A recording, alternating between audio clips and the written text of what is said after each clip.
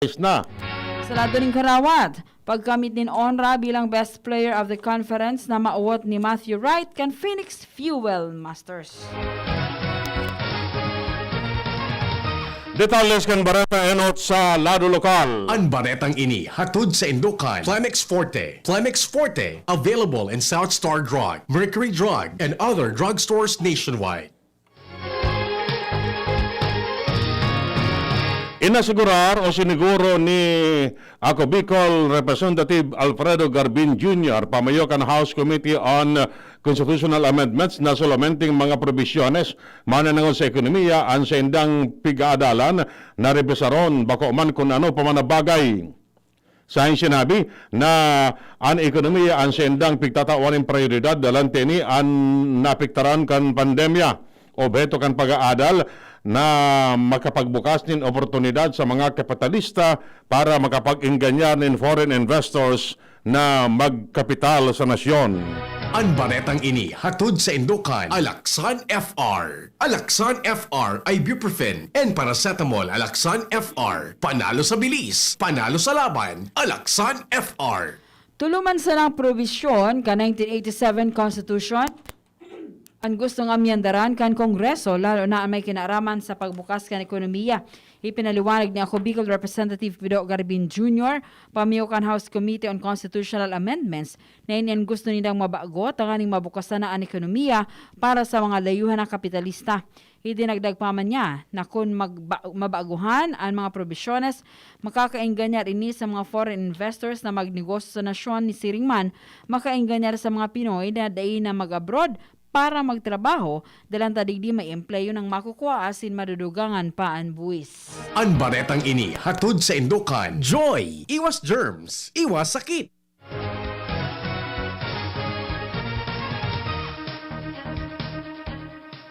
Electrical failure ang pigtutubudan na kausa kanangyaring solo kasubagong udto sa Barangay Bitano, Legazpi City, lalo na sa Grace Home Building.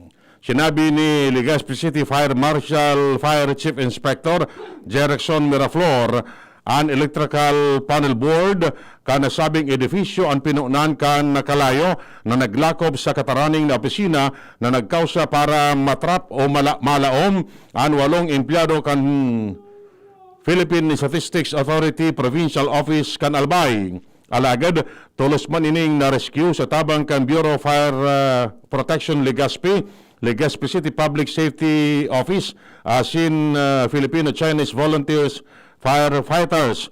Dahil man na-record na casualty o na-erido, mantang poko mas o menos, kasabagong alas 10:30 nin pagkaudto, na-deklarar ng fire out ang nasabing insidente.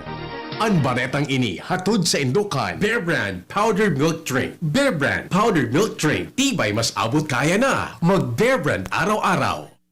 Inako ni Alcalde Noel Rosal kan Legazpi City na medyo naglangkaw ang mga kaso ni COVID-19 sa Legazpi City na nasa rate na 0.71 na daily average o daily average.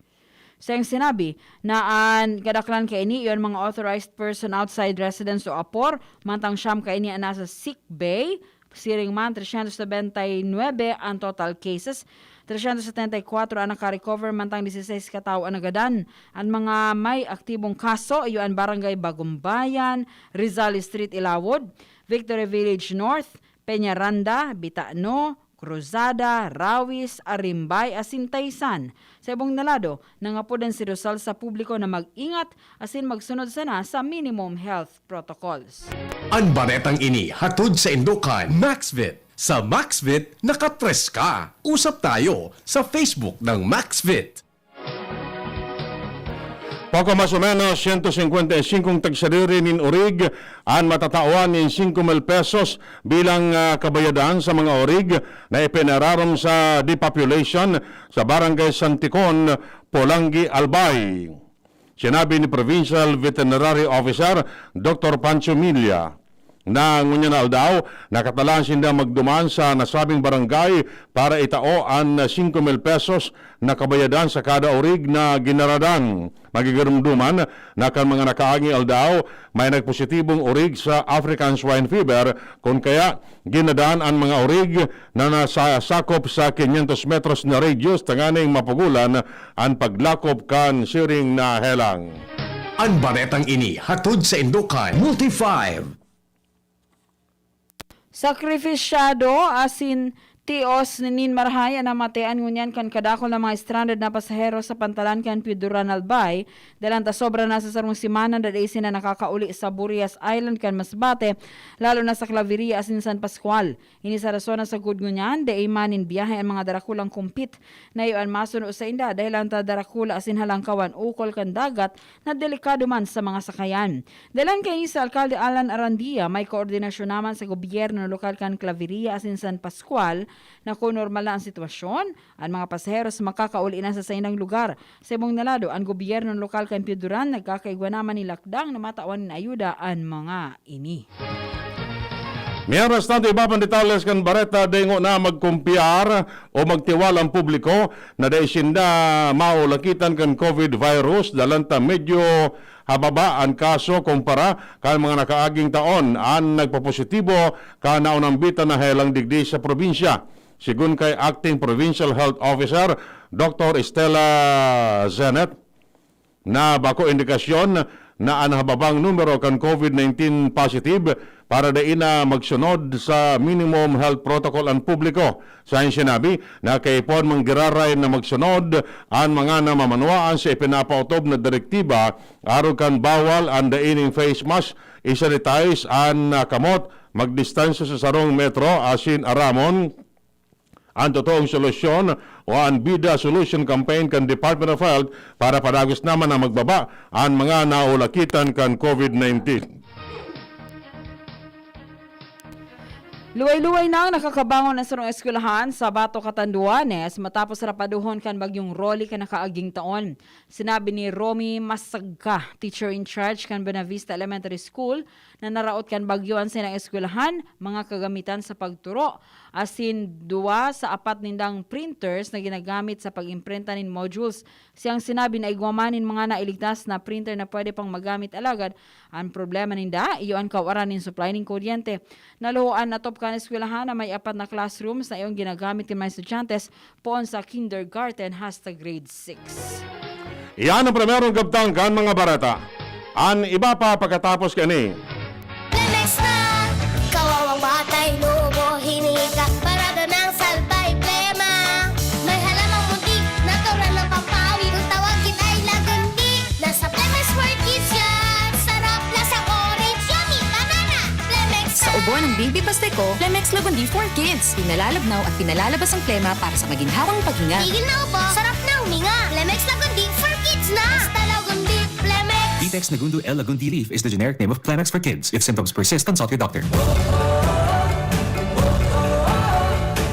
Sa bagong laban ng bayan, bagong tapang ang kailangan. Sama-sama nating simulan, higitan ng nakasanayan. Baguhin ang nakagawian, pagpapakumbaba ang panlaban. Kakayanin natin ang lahat, pagkat tayo'y may bagong tapang. Hinebra ako, Hinebra tayo, may karamay kang di mang iiwan, matindihan man ang laban. Tapang ako, matapang tayo, may bagong tapang sa One Hinebra Nation. May bagong tapang sa One Hinebra Nation. Drink responsibly. Ngayong nagbago ang mundo, bago na rin ang tapang mo. Ngayong 2021, may bagong tapang sa One Hinebra Nation. Harapin ang hamon, mga true heroes. Sa neuropathy, di magpapapigil. Pag namamanhid, nangangalay, o may tusok-tusok na ramdam, mag-neurobion na. Neurobion, Neurobion. Neurobion, Neurobion. Take clinically proven Neurobion. It helps treat nerve damage and regenerate the nerves. Vitamins B1, B6, B12 is the generic name of Neurobion. If symptoms persist, consult your doctor. Panahon ng hawaan. May hawaan din sa bahay na di namamalayan.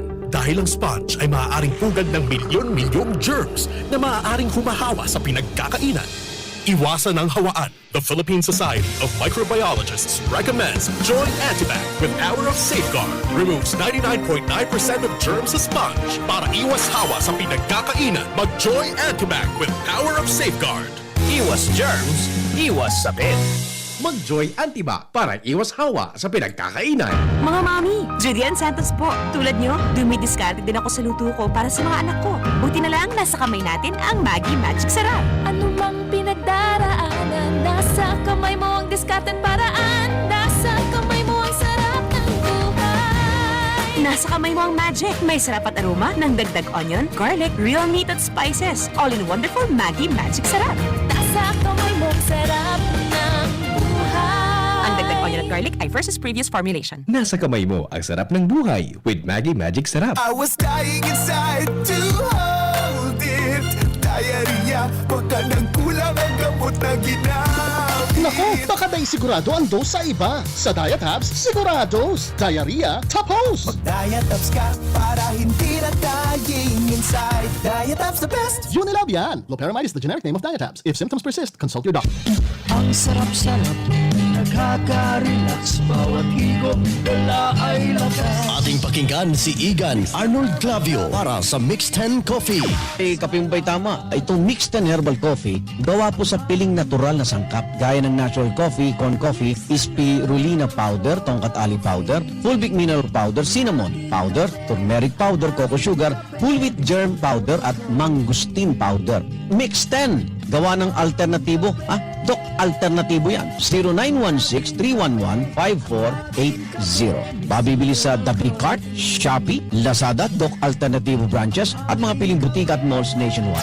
Yan si Mr. Igan Arnold Clavio para sa Mix 10 Coffee, ang ating kape. Ating kape, mixed in herbal coffee. Ang Doc Alternativo, the Bixi Center, sa Legazpi City Branch, beside Legazpi Public Market. Dr. Aquino here with today's ginhawa tip. Para may bilis ginhawa sa sipon, kailangan ng fast-acting na gamot that protects your respiratory cells against sipon-causing viruses at mapabilis ang recovery. Minsan kasi, di sapat pagpahid lang ang solusyon. Bitin ang ginhawa. If symptoms persist, consult your doctor. Di sapat ang pahit-pahit sa sipon, kaya para may bilis ginhawa, dapat mag-Neozep ka na. Neozep for complete cold relief in as fast as 15 minutes. Unilab yan. Phenylephrine, hydrochloride, chlorpheniramine, maleate, paracetamol is the generic name of Neozep. If symptoms persist, consult your doctor. Neozep Tablet. Neozep, ang mabilis sa sipon at lahat ng kasama nito.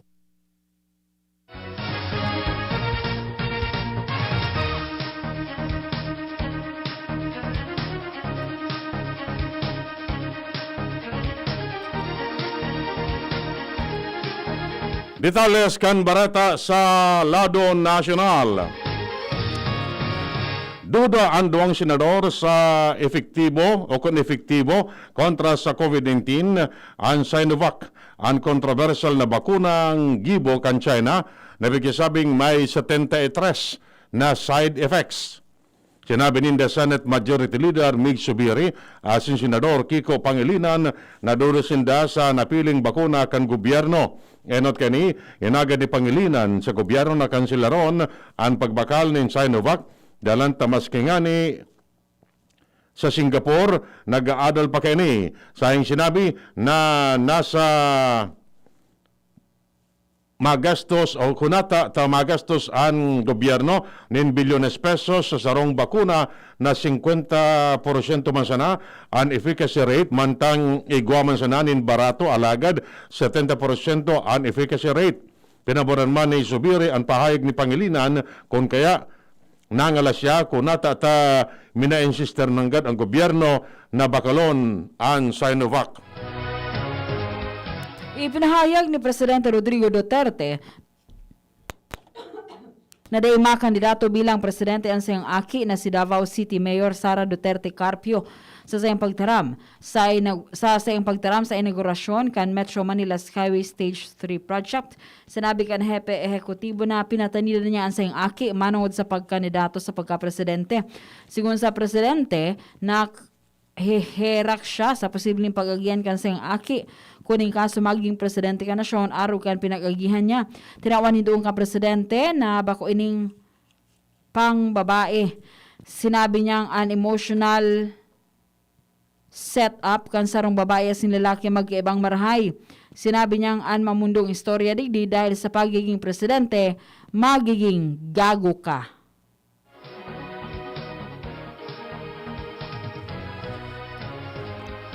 Mientras tanto, sinabi ni Senate Majority Leader Mig Subiri na agadon kan Senado sa gobyerno na itaram ang presyo kan mga bakuna na babakalon.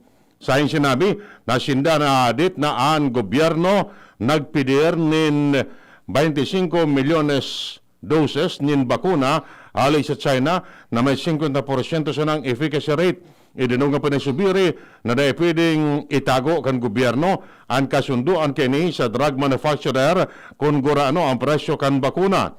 Sinabi niya na ang importante digdi na dapat maging silag ang gobyerno sa pagsasabi na dahil pwedeng sabihon na dahil magadit ang publiko na dahil man nindisbintay ang gobyerno sa bakunang babakalon. Target kan gobyerno na matauanin COVID-19 vaccine ang 5 milyon na Pinoy pagabot kan Hunyo.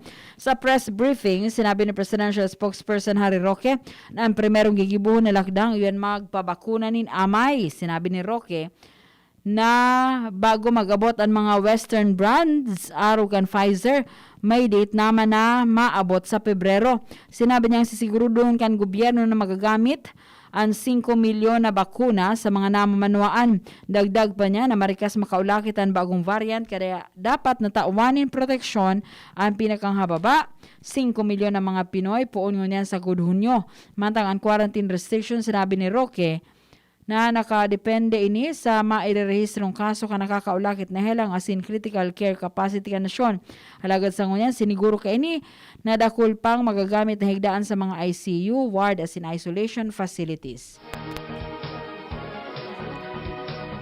Mientras tanto, ipinaliwanag ni Presidential Spokesman Harry Roque na ang pagpapahudya ni Presidente Rodrigo Duterte na magpabakuna kontra sa COVID-19.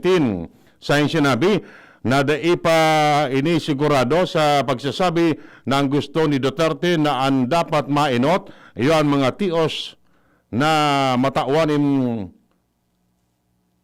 proteksyon siringan ang mga miyembros kan gabinete. Idinugang pa ni Roque na kung makakatabang na mapalangkaw ang tiwala kan publiko ang pagpapabakuna kan presidente, posibleng mainot ining magpatadok. Enot kani, sinabi ni Duterte na siya ang enot na mapabakuna para ipailin sa publiko na ligtas ini sa salud.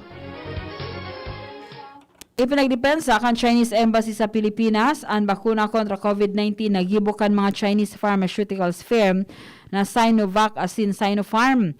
Ini sa tao kan mga question sa kawaranin transparency asin hababang efficacy rates kan mga nasambit na bakuna. Sigon sa Chinese Embassy, ginibuan mga bakuna para sa ikakarahay kan kadakol na tao sa bilog na kinaban. Dagdag pa kan embahada na mabibenepisyuhan kan mga bakuna ang mga developing o saradit na nasyon dahil pigtang ro ini sa babang presyo. Pero digdi, bako man magiging magastos ang pagsaray sa bakunang gibukan mga Chinese firms dahil pwede ining ibutak sa irarom ka normal na temperatura kan mga refrigerator.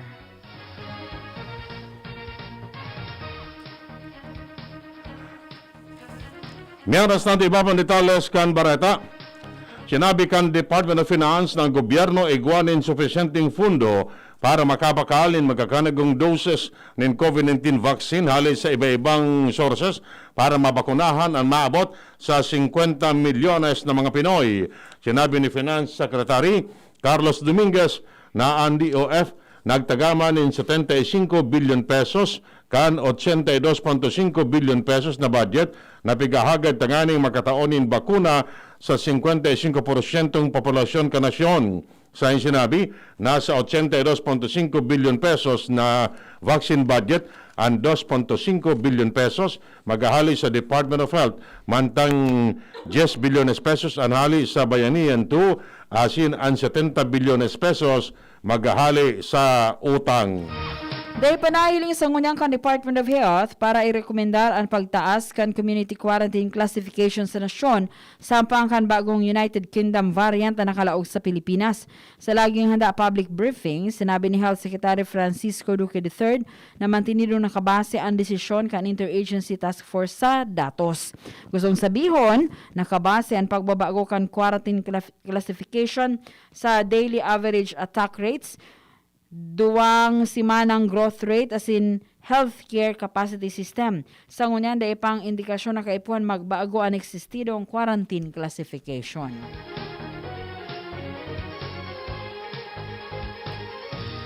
Mientras tanto, sinabi ni Health Secretary Francisco Duque na magkakanigo pa man ang hospital capacity o critical care utilization rate, siya rin man temporary treatment as in monitoring facility sa ibong kan paglangkaw kan kaso ng COVID-19 sa nasyon as in ang pagluwas kan UK variant.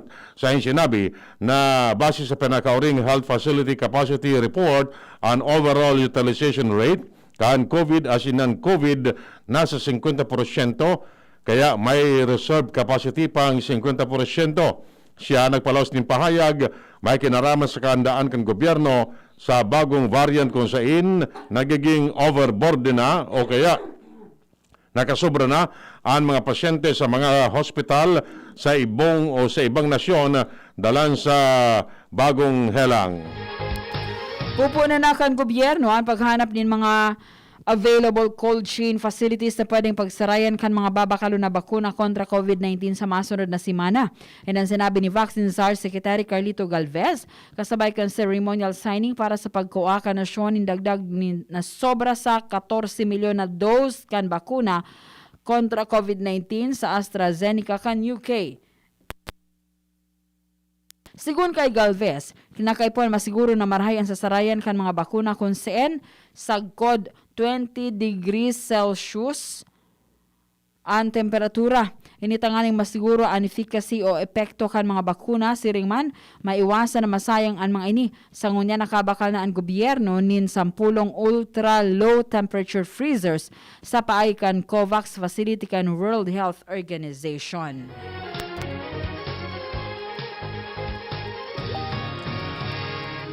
Mientras tanto, maski hali sa iba-ibang partido politikal, ang mga lideras ka na iba-ibang partido o kaya political group asin block sa Kamara de Representantes nagpirma ni manifesto na minasuporta sa lakdang ni House Speaker Lord Alan Velasco na amyendaran ang restrictive economic provision ka 1987 Constitution tanganing matabangan ang ekonomiya na makabawi dalang sa epekto kan COVID-19.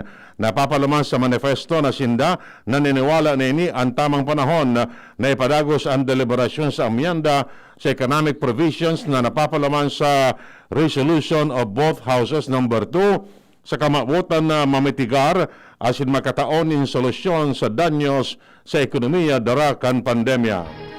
Nangapuda ng Department of Health sa mga pasahero kan Emirates Flight EK322 na nakasabay kan primerong Pinoy na naulakitan ni bagong variant kan COVID-19 sa nasyon na magkoordinar sa mga otoridad. Sigun kay Health Undersecretary Maria Rosario Vergere, 92 sa 159 iba pang pasahero kan nasabing eroplano ang nakontak na kan mga otoridad. Alagad 52 pasahero sa 92 ang nagsimbag sa apod kan mga contact tracers.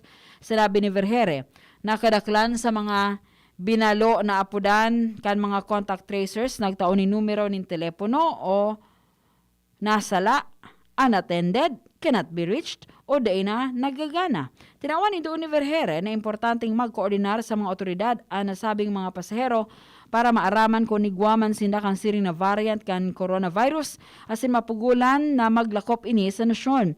Mantang siniguro man kan opisyal na naka-isolate naman ang mga close contact kan primerong Pinoy na nadiskubre na may UK COVID-19 variant asin nakatalaman na ipairarom sa test kay bahan digdian nina duwang tugang kaini asin girlfriend ka nasabing pasyente.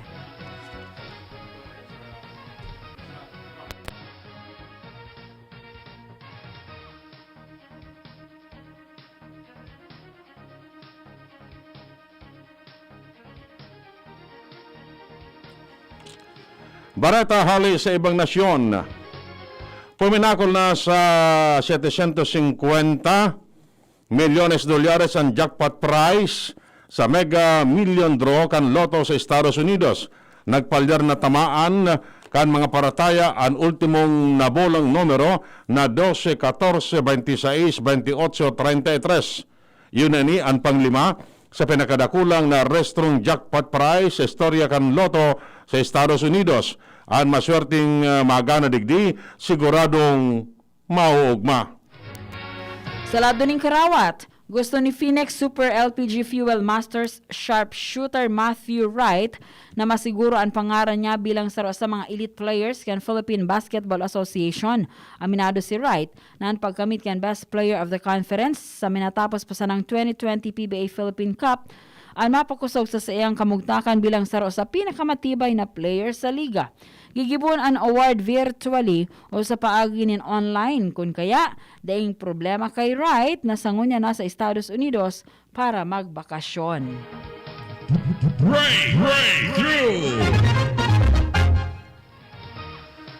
Wallet Ninja ang apod kan gadget na naimbento kan mga eksperto sa siyensya asin teknolohiya na talagang magagamit sa kadakol na bagay. Ang Wallet Ninja pwedeng ilaog sa wallet. Kumpesto ni 26 na complete different tools in one. Ang Wallet Ninja pwedeng sarong screwdriver ruler, can opener, bottle opener, cellphone stand asin kadakol pang iba. Mang iba-ibang kolor, ini asin nagkakatradisyonan nin $2. Istorya na iba! Sarong social media influencer sa Nigeria na nagngangaran na Eze Nuogo o mas bistado bilang Pretty Mike ang nairehistro na nabados din sabay-sabay ang sayang anom na agom. Nag-viral si Pretty Mike, tagsadiri ni mga high-end nightclub sa Nigeria matapos na i-post sa social media app na Instagram ang sayang litrato asin video kay bahan an anom niyang agom na gabos-bados. Maski nakaresibin ng kritisismo ang post na ini asin tinuyaw siya kan grupo nin women's rights sa Nigeria, nagpost pagiraray si Pretty Mike nin litrato ninda na magkaturubay sa kama. Nagpa-contest pa ini sa mga followers na mapapremyo siya nin kwarta kung si isa makakapagtaon nin magayon na hashtag sa iyang kakaibang pamilya. Flashback! Enero 15, kan taon 1973, kan gadanon sa paagi nin firing squad, alas 6 nin pagkaaga ang convicted drug trafficker na si Lim Singh. Ang sayang pagadaan sa iya o execution by firing squad, nagpadaranin makusog na patanid sa mga sindikato nin droga na nagresulta sa pagkortar kan illicit drug business sa nasyon durante kanasambit na panahon. Si Lim Singh na sentensyahan ng kagadanon kan sarong military commission matapos madakop ang sa iyang siyam na laboratorio sa Caloocan City asin iba pang parte kan Metro Manila kan Setyembre 1972. Nagkaparang aldaw matapos ideklarar ang martial law nin 3 milyones pesos na kantidad nin heroin. Nagadan si Lim Singh sa 7 caliber 30 bullet ali sa M1 rifle na tuminama sa iyang daghan. Iyan mga tugang ang detalyes kan mga bareta ngunyan na pagkaudto sa pangaran kan mga Pag-iriba, Mardila, asin Angel Mostaza sa Newsbase, Mark San Madrid asin Manny Totanya sa Lado Technical. Kami po ang nagatod kan Bareta. Ako si Chi Antivula. Ako man po si Edwin Peralta nagsasabing mabalos kansa ng pag-antabay. Sa indong nadangog, ang mga darakulang bareta, unan aldaw, ang tabayan ng giraray sa aga, ang sarupang edisyon, kan DCGB, Bareta alas 12.